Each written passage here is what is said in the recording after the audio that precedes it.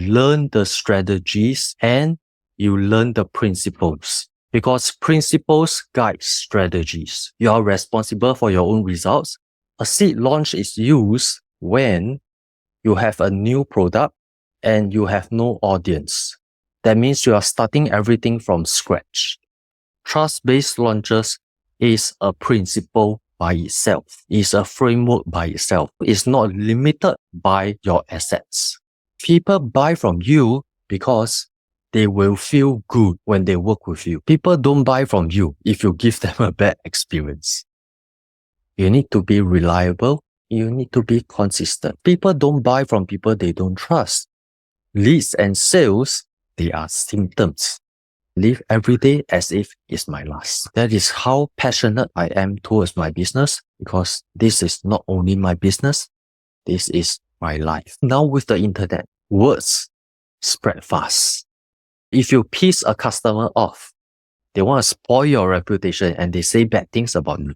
Having a lack of leads and sales is a symptom. It is not the root cause. Reputation management is very important for us as business owners, especially now with the internet and with the change in buying behaviors. If you don't manage your reputation well in this day and age, especially online, your business is going to suck. Can you imagine if they are able to retain all their 7,000 clients and serve them well? How much would their lifetime value be? As long as your lifetime value is more than your cost per acquisition, then you're actually making money. If let's say you have a water bucket and you keep trying to fill this bucket with water, but this bucket has many holes, then is it easy to get this bucket filled with the water? No, right? Your water is leaking from all the holes.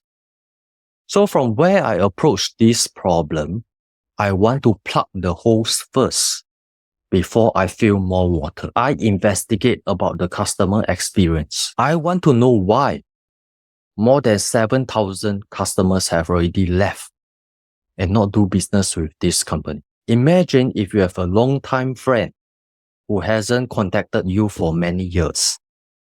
And one day they call you up and they say, hey, shall we meet for lunch? Let's catch up. And when you turn up for the appointment, they try to pitch you on a MLM product, or they try to sell you insurance. How would that make you feel? Why would we want to buy from someone who only approaches us when they want to earn our money? There's very little trust because you don't feel that this person cares for you. Learn the principles. Don't just blindly copy the strategies, because principles guide strategies. Even though it's virtual, it's one-to-many, but there's still intimacy because we can see each other on the screen. We know the words that they use, the language that they use, and it's very easy to just pick out the languages and then insert into our sales copy. The current audience in our email list, not everyone are buyers. So we still have a chance to convert those who haven't bought before into our customers.